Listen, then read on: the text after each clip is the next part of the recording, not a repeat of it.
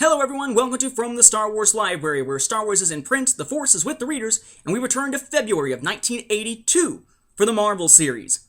I'm your host, Nathan P. Butler, and this issue is a major part of that growing storyline by David Michelinie with art, again, by Walt Simonson, to build towards the revelation of who Shira Brie actually is. We've now seen two different storylines in which she has appeared essentially just flirting with Luke as this new pilot. Here we get a lot of backstory to her, an issue essentially dedicated to that new character, so you knew something big was hopefully going to happen with her. We find this story in the pages of Star Wars number 60. Again, February of 1982, though a June cover date because that's when you take it off the shelves. You can find this these days in Star Wars Omnibus a long time ago, Volume 3. And its story, like the last couple we looked at here on the Marvel series, we have several in a row here, is also included in Classic Star Wars a long time ago, Prestige Format Black and White series, Volume 3.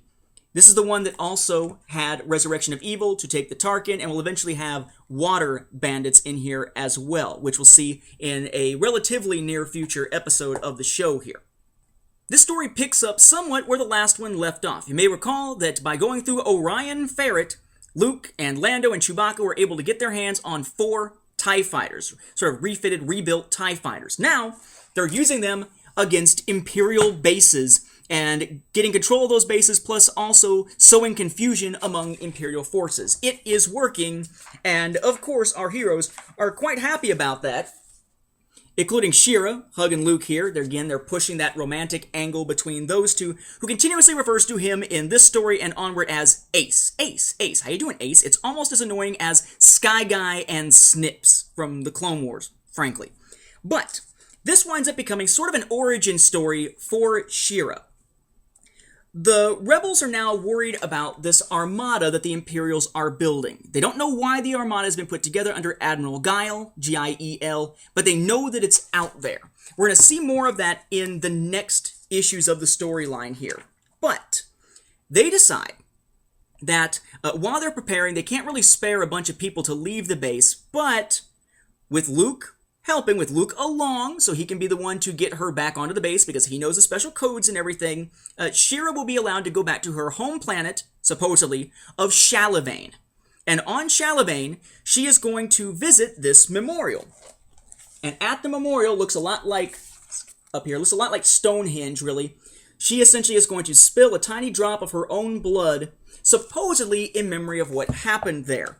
We later find out, in a story that's told via flashback in the middle of a firefight, that, again, supposedly, she had lived there as a kid. Shira Brie lived on the planet as a kid in the city of Kinshasa, yeah, that's how you pronounce the thing, I think, and they lived peacefully. Their tribe lived peacefully, but there were these nomads out there, these bloodthirsty nomads, and there's this great confrontation and all these wars until finally the nomads, out of nowhere, seem to want peace, only it turns out it's a trap.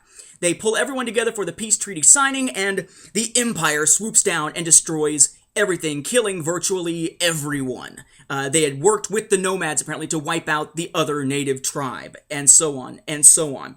And this led Shira, when supposedly a little girl, to have to hide and kind of do what she needs to do to survive until eventually joining the Rebel Alliance to strike back at the Empire. But every year, as she's been able to, she comes back on the anniversary, around the anniversary of that battle, of that slaughter, to pay tribute at that spot. Supposedly. They come under fire by the nomads at that point. They're in the middle of the firefight while she's reminiscing about all of this. And Shira goes into the tunnels that she used to escape when she was a child, and they think she may have died because the tunnel collapses behind her. They can't follow her. But she manages to go back, get her X-Wing, swoop down, strafing run, and kill a bunch of the nomads, thereby saving Luke and the other pilots so they can get the heck off the world. And, of course, it ingratiates Shira to the other pilots, and again, to Luke, as if she needed any more in that area. It makes her out to be a hero. We'll see the effects of that in the next issue, and it gives the background that exists for this character, that is supposed to be where she's really from, so that Luke can feel more of a connection to her, and so can the audience. We're going to find out later, it's all bullshit stuff. It's all a lie. It's all crap. It's all a front that was created by the Empire because, of course, she is an Imperial spy. She's going to be Lumaya, the Dark Lady of the Sith. But this is a major move in getting that character a little bit more characterization so we can care when things happen to her in the issues still to come. And boy, it's going to happen very, very fast.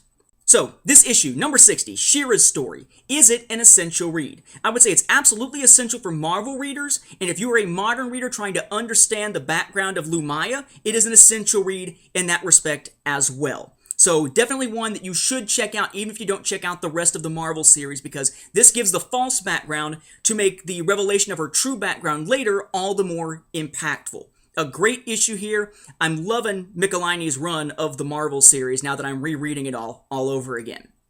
Thank you for watching. We'll be back with another episode soon.